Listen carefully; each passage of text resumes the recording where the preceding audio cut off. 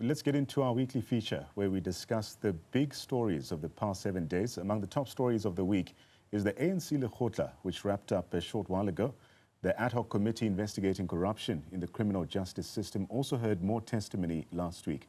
Now, joining us is former diplomat and international relations expert Dr Kingsley Makhubela, as well as political analyst Musa Mdunge.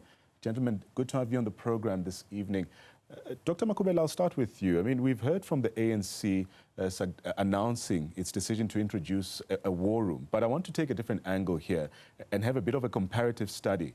From a comparative governance point of view, how effective are war rooms, especially their strategy internationally? Do they lead to real service delivery improvements, or are they mainly election time optics here? Well, good evening, Nhlanhla. Good evening, Musa. You know, usually the war rooms are created as a mechanism to fast-track a particular issue. It's a very focused approach.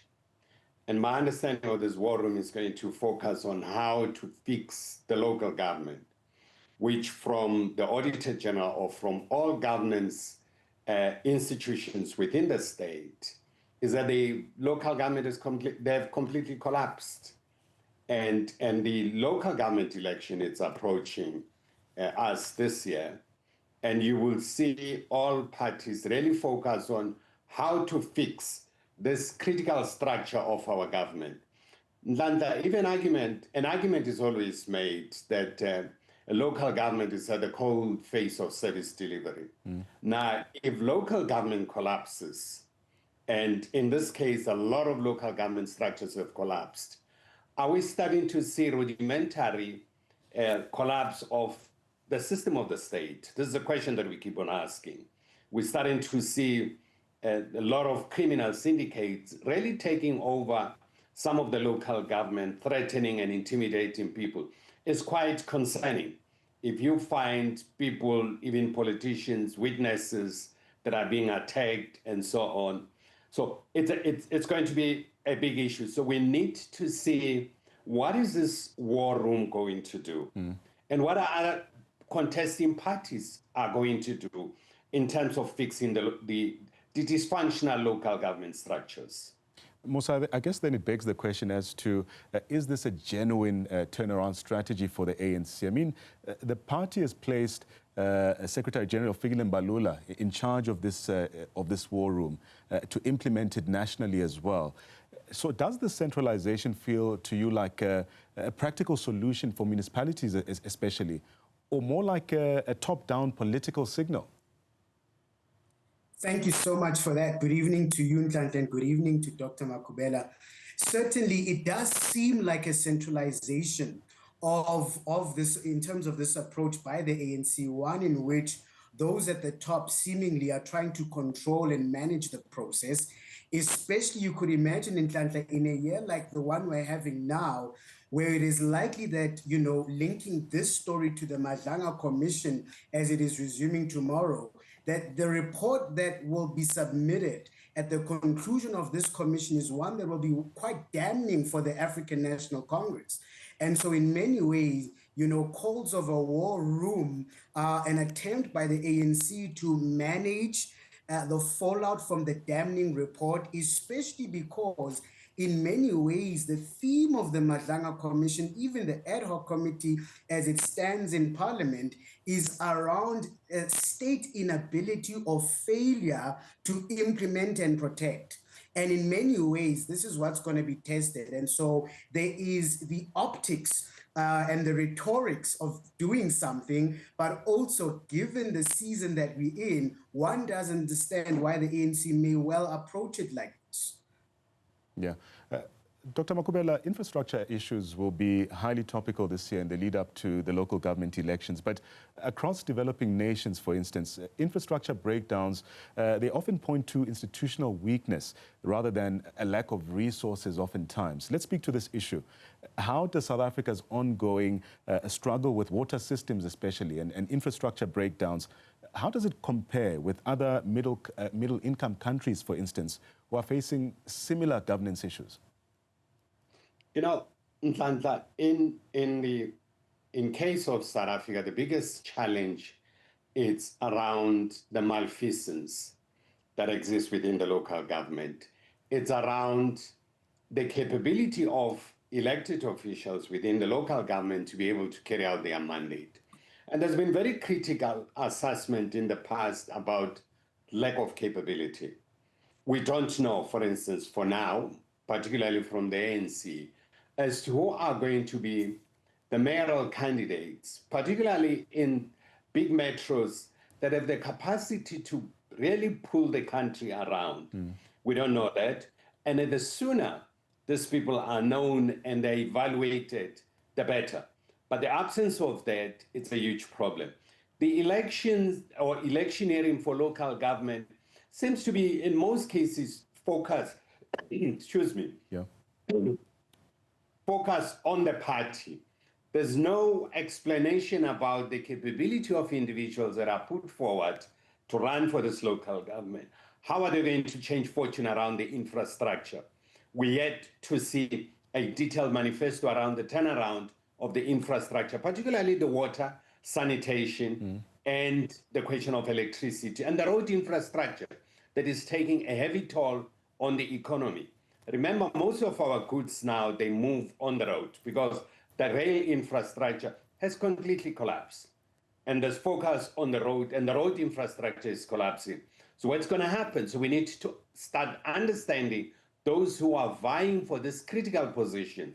How are they going to turn the fortunes of the nation? And I think there must be display, there must be an open discussion. We must look at different strategies that would help the electorate to make informed decisions about who are they going to prefer to fix the challenges of the nation at the local government level. Yeah. Musa, let's bring the lens to citizens' daily lives. Water shortages persist in a country like South Africa where even when dams are full. Let's speak to this issue. What exactly is the system failing here? Is it municipalities, political leadership issues, or institutional structures that simply go wrong here? Well, there could be, I believe, multiple reasons here, Nhlanhla, right? One, there is the political will and the political leadership in order to manage the institutions that must ensure that water supply is secure. There is also a failure for strategic thinking and planning in ensuring that the management of our water supply not only meets the needs of households, but also businesses. Because remember, we are also speaking about the ease of doing business in South Africa and the failure to supply a credible electricity supply, as was the case for the past, say, 20 years in South Africa, as well as the issue of water have been big hindrances in terms of ensuring that South Africa is a credible and a viable place for investment and a place to do business. And so in many ways, all of these issues come to bear here in terms of the failure of why we're unable to get this issue of water supply, which is not only just about businesses, just about households here, it's also about human dignity, the right to life. So in many ways, this sits at the heart of the very constitutional order that South Africa claims to be. And so if ANC is serious about governance and at the broader lens, the government of national unity is also serious, then it has to deal with this issue as it speaks not only to the right to life, the right to human dignity, but at the core to really what it means for us to hold this constitutional order up together.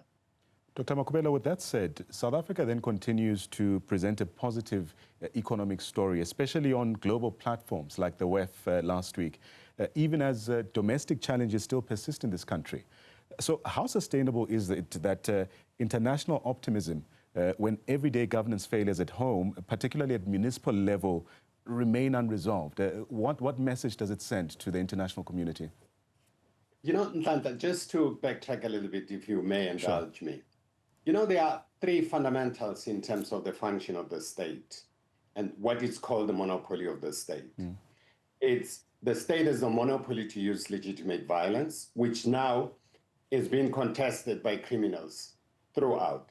You see people at the local government that are being assassinated, killed, and so on. And we are not seeing the results in terms of the persecution. We hope these commissions that are set up will be able to come up with actionable activities to deal with those issues. That's one. But the other fundamental that is still very strong in our state system is the tax collection. SARS, as a legitimate authority to collect tax, is uncontested, and it keeps on doing very well in terms of the collection of taxes. But remember, we pay our taxes in return for the collective goods, and the state is failing us in terms of the collective goods. And this social contract, once fragmented, it creates serious problem because there must be a trust between the taxpayers and the tax collectors. And we need to sustain and retain this alliance that exists between the state and its citizens. Having said that, Nhlanhla, this will send a positive message if we have strong infrastructure. Our infrastructure is under serious and severe strain, be it water infrastructure, sewage infrastructure, road infrastructure, rail infrastructure. And these are vehicles actually that are so fundamental to move the country ahead. We are able to send our produce to the market through good infrastructure within a short time. You may have seen in the last few years to try to revive the port of Durban because of the port of calls and the delays that are there that are affecting the viability of the country and creating better economies. Again, Nhlanhla, the Cape of Good Hope has become a viable center that the government, in my own view, needs to invest more resources and need to invite even international partners in terms of building that capacity of the Cape of Good Hope, because it seems to provide an alternative to the Red Sea access and the movement of goods and services. So there's a need to invest in this. In the process, it will create jobs and it will grow the economy. I just don't understand if as a country we're going to benefit from the gold boom. Gold has gone up by about 100% up this year, since towards the end of last year. Is the country going to benefit around these issues? And that would help in terms of growing the economy. We can't be stuck on $430 billion GDP. We need to increase this and we need to increase the outputs in terms of what we send outside. Dr. Kingsley Makhubela, as well as Musa Mdunge, are our guests this evening. Gentlemen, if you just be a bit patient with us, we return and continue our conversation in a short while, unpacking some of the week's leading stories this week. Welcome back. We continue unpacking the week's leading stories and also uncovering some of the ANC's own announcements this week, where they announced an introduction of a war room for the party. Joining us still is a diplomat and international relations expert, Dr. Kingsley Makhubela, and political analyst Musa Mdunge. Musa, I'll continue with you. We heard from the ANC's deputy president as well, Paul Mashatile, saying that the ANC will deploy its most capable cadres to this war room at local government level. Let's speak about this. How realistic is that promise, especially given past cadre deployment challenges within the ANC?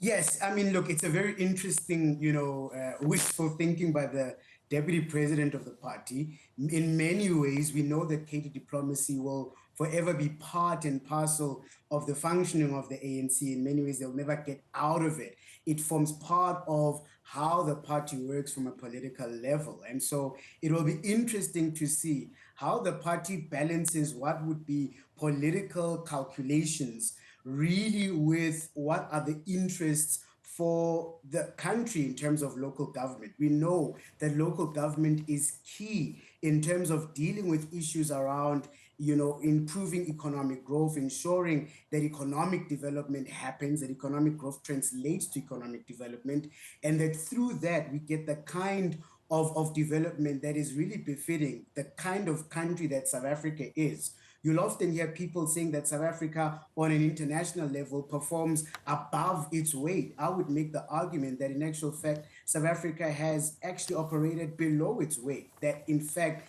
this country can do much, much more. But our power and legitimacy to act internationally stems from how well we do from a domestic level. And so I welcome the deputy president on what it seems to be a bold promise to deploy the best into this war room. But it's not so much about just the war room. It's in actual fact, who will they deploy as the councillors? Who will they deploy as mayoral candidates? Those are the people I'm looking at. And the follow through in terms of policy implementation. That's going to be the big thing here. Yeah. We return to speak more about the ANC's war room, but Dr. Makhubela, Taking a different tangent here, South Africa also presented its economic progress, especially at the World Economic Forum 2026. Let's speak about that development. How does that international optimism then compare, especially with domestic governance realities that we are seeing back home? You know, I've been to WEF many times in the past, and we've always, as a country, put our best foot forward in terms of projecting the country and really talking about the challenges that we're having and how to overcome the challenges. This time around, we're facing a total different world. If you look at the World Economic Forum this time around, there are two issues that have disappeared from the vocabulary of the World Economic Forum. And the one is the question of sustainability, which is basically gone. Two is a question of social justice. To redress some of the challenges that we are having in terms of inequality have disappeared. Ostensibly, these two fundamental issues have disappeared from WEF agenda because WEF wanted to please Trump and the Trump administration. They were quite keen to get them to attend WEF at the expense of some fundamentals that have really kept WEF going on and keeping a unified position around these challenges. South Africa tried to project a very positive mood there, but if you look at the projected growth for our economy, it's still very minimal. We need to do much in terms of the structural changes, the manner in which we do business. That's how we're going to see development. That's how we're going to see growth of our economy. I still think, and I agree with Musa, we are not growing at the rate at which we are supposed to, given the amount of resources we have and the intellectual capabilities that we have. But this time around, with respect to local government, I hope, and Nhlanhla, what the Deputy President was saying, we're going to look at capable South Africans. And I think the government will be served better, or the ANC will be served better, to cast this net widely, to look at South African broadly, who can make a huge contribution in terms of the growth of this economy, in terms of key policy directions that this country must adopt. So there are challenges that are there, but I don't think we lack the institutional capability to address these challenges. What we are always focused on is people that we know, and we feel comfortable in those kind of zones instead of looking at the capability within the country that would help to turn this country around. Musa, beyond service delivery, accountability is critical for public trust as well. And what do, for instance, the McBride allegations, Robert McBride appearing in Parliament and making his inputs, what do the allegations and tensions around, for instance, the IPID investigations? What does this reveal about the state of accountability in this country, especially its criminal justice system? That it is frankly weak, Nhlanhla, and perhaps in many ways non-existent. And in many ways, it speaks to an even greater danger here in Nhlanhla. If we go back and connect these stories again with the World Economic Forum, if South Africa is trying to make a pitch for investment, right, one of the things that investors are going to look at is how well do your institutions work in terms of rule of law and the protection and the implementation of contracts. And so where your institutions like IPID, there's a lack of accountability in the criminal justice system, all that it says for an investor is, I can't trust that when I invest in this country, and if I so happen to have a contract even with the state, that I can trust even the justice system to protect me in terms of that contract. So I'd rather take my money to another country where the rule of law works. In essence, what the Nhlanhla Commission here is trying to examine in Nhlanhla is, does South Africa have functioning rule of law? That's it.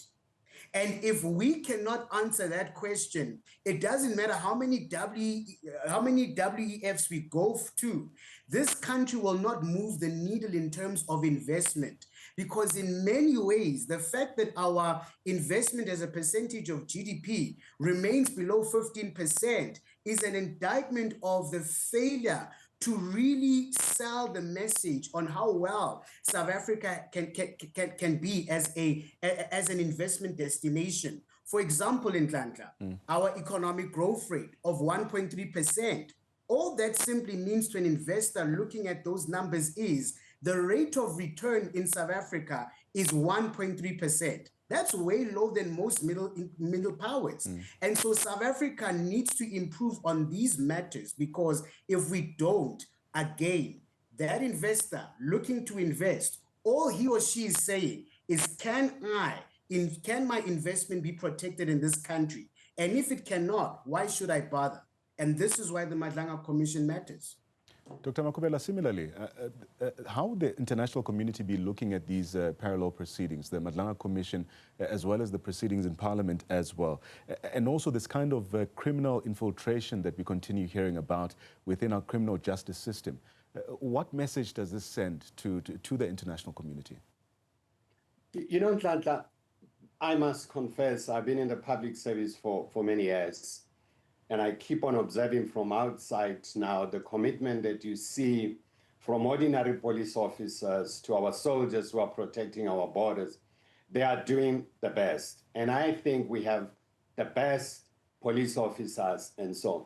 The only issue they lack of is the instruments to do their work. If you look at the budget, for instance, of the Defense Force, has been going down. If you look at the budget of our police, it's been really seriously affected. We need certain structures even within the police. They've discontinued them. So we need really to provide capacity to our police officers who, notwithstanding the challenges, they keep on doing their best. And that's the only way to send a positive message outside that we are the country based on the rule of law. We have all institutional frameworks that are there, but the capacity is the challenge that we are having. And I think we need to build on that. So these commissions that we are saying, I hope this time around, Nhlanhla, you're going to find actionable recommendations that are coming from both the Nhlanhla Commission and also the Nkabinde Commission that would come up with concrete arrangement in terms of how to reform the justice system in its entirety to ensure that the left hand knows what's the right hand doing. So once we do that, the message goes out quite strongly. I'm also a bit concerned, Nhlanhla, if you see some of this commission, the level of details, intelligence that is being exposed, I think it's making us very vulnerable to outside world. The outside world's a dog-eat-dog situation. Looking at our shortcomings, they're going to pounce on that. Later on, we realize that we've actually started to poke holes within our own security system as a country.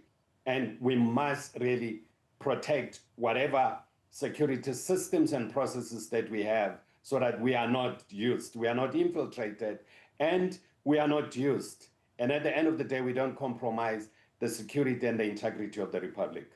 Musa, it segues quite nicely into my next thought as well, because enforcement failures often do have tragic consequences that often resonate deeply with citizens as well. Musa, incidents like the Van der Bijl Park taxi crash, the scholar transport crash, it did highlight systematic gaps, especially when it comes to scholar transport. So how damaging are these failures to public confidence in the state? They really are damaging here, you know, in many ways. You know, the loss of children, the loss of any life really is really an indictment to the whole state. And allow me, in fact, to begin by extending my condolences to all the families that lost loved ones. And in many ways, you know, this tragedy is not only just an indictment of the school transport system, but in many ways the broader South African economy and schooling system as a whole. The question we have to ask in Nhlanhla is, why did kids need to travel so far to get an education? That's point number one. And I think we've got to answer that question first. And that needs us to look at the quality of our schooling system, particularly in townships and in rural areas, where we know that the quality of education tends to be lower than that perhaps in the former Model C schools. And so there needs to be a conversation about the quality of education from that perspective. There needs to be a conversation about how better does the state regulate, particularly private transport system, in terms of how kids are getting to school. There needs to be a conversation in terms of that. We need to see governing bodies, school governing bodies, doing more and playing a larger role in terms of the management of how kids are getting to school and back home. That has to be a conversation that we start having as well as a country. But again, in many ways, the failure of political leadership, the failure of strategic thinking as well, and the failure of implementation of doing one's basic job has led to this. And that is an indictment that I think really is an indictment to us all as a country. And we all really need to reflect on what more we can do to ensure that an incident like this never happens again. We take a quick break. Sorry, may I come in on this one? Dr. Kingsley, if you'll be patient with me, I'll just I'll take your response as well shortly after we take a break. We have to go to a break right now, and we will continue our conversation in a short while. Welcome back. We continue our discussion right now. The panel of guests, a diplomat and international relations expert, Dr. Kingsley Makhubela, and political analyst, Musa Mdunge, unpacking some of the week's leading news stories. Dr. Makhubela, you're quite eager to also reflect or give your own thoughts around the Vanderbijlpark crash. And I must admit, it did raise some tough questions for South Africa and its transport system. Give us your reflections. You know, what I want to reflect on, Nhlanhla, it's the responsibility of parents and ordinary citizens in the management of our daily interaction with our kids. South Africa, I mean, we're just coming from the festive season. If you look at the fatalities around the road, and if you look at the causes of this, from what we have been told, it has to do with behavioral change. We need to change our own behavior as a country. There's no way, and I want to nuance what Musa was saying. There's no way that the state would manage every activity of our lives as citizens. There are certain responsibilities that we really need to reflect on in terms of decisions that we make, in terms of assuring safety of not only us, even fellow road users. There's a need really to rethink about this responsibility that we all have. There's no way that the state can manage how I drive on the road and how I behave. Do I drink and drive and so on? Am I responsible on the road? The level of road rage that we're seeing, the state cannot manage all those issues. These are behavioral changes that we need to instill in our population. And I agree what Musa is saying in terms of the responsibility of the school governing bodies to inspect this transportation. Not only them, that's why the state then comes in. The state needs to ensure that cars that are on the road are roadworthy. And there must be rigorous systems of really checking these cars to ensure, particularly cars that are carrying people.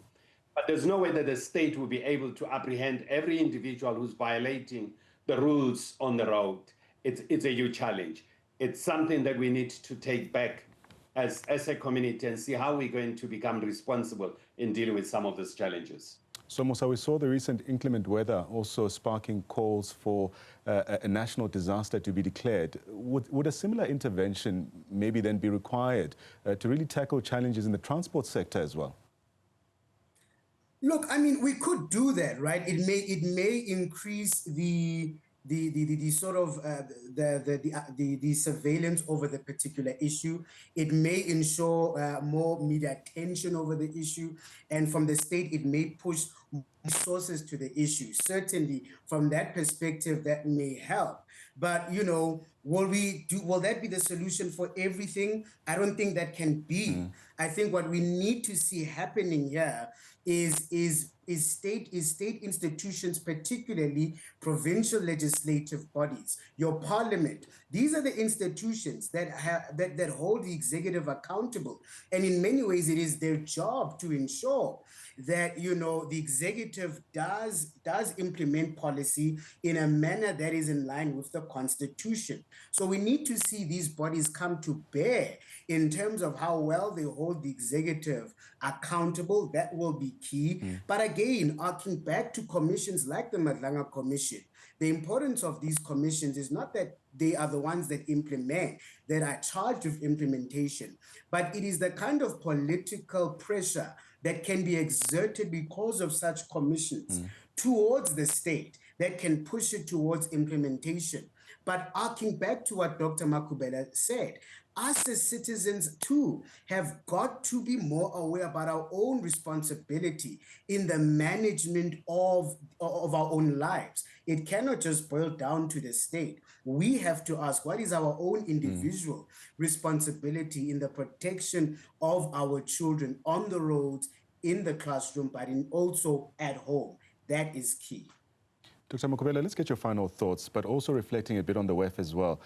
When we present South Africa's economic progress to the world stage, really, how much does that international messaging help or even hinder domestic governance reform? You know, Nhlanhla, the message that we always present at WEF, it changes some of the stereotype that is being propagated around the world in terms of how unsafe is the country, in terms of the whole environment in the country, investment environment in the country, and the trajectory that the country is taking in terms of its growth. It helps because it puts you in direct discussion with key decision makers. Most of the people who attend there are CEOs who are actually having more powers to take decisions in terms of their company. So it's very useful from that perspective in terms of projecting the country and explaining what needs to be done. What always has been the challenge is the message that we articulate at WEF and what is exactly going on, the lack of institutional capacity to really nip some of these things in the bud. And I agree with Musa.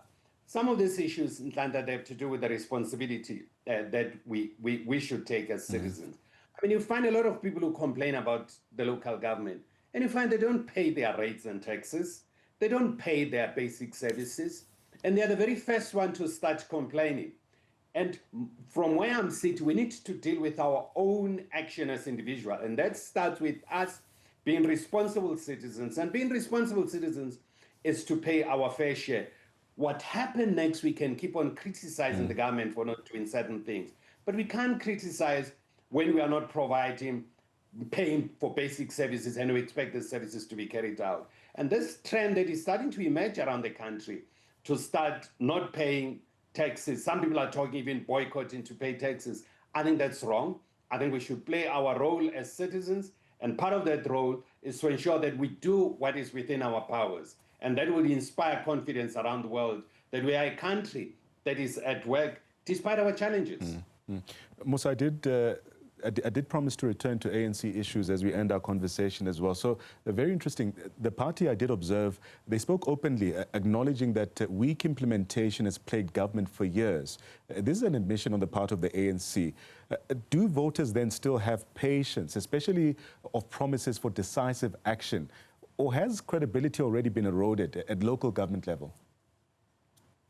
Well, look, in one way, voter empathy is one way to see and test the fact that South Africans are at this point quite tired with the failures of the state to implement in terms of policy. And that has driven the lack of confidence in institutions. You'd be amazed at how many people, particularly young people, will tell you for free that they're not interested in voting, they've never voted, and they're not thinking of voting.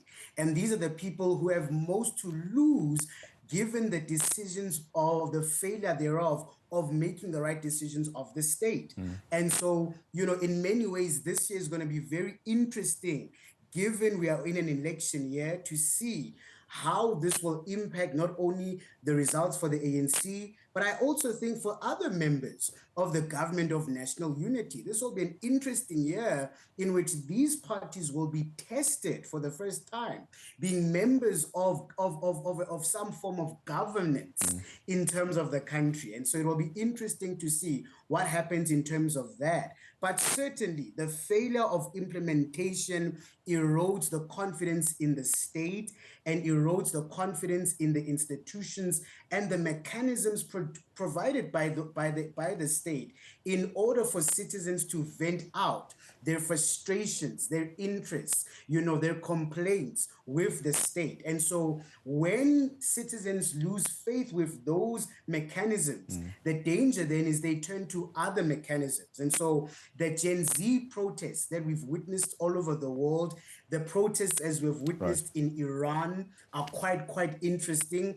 Could there be an overflow to South Africa if we continue to see a failure in terms of job creation, especially youth job creation? There is a risk in terms of that. Right, and so it will be interesting to see how South Africa manages all of these issues in 2026. Gentlemen, let me thank you both for your time. That's where we leave it on this week's Weekly Wrap. My thanks to our guests this evening, Dr. Kingsley Makhubela, as well as political analyst Musa Mdunge, joining us to give their perspective this evening on topical stories that have caught our attention this week.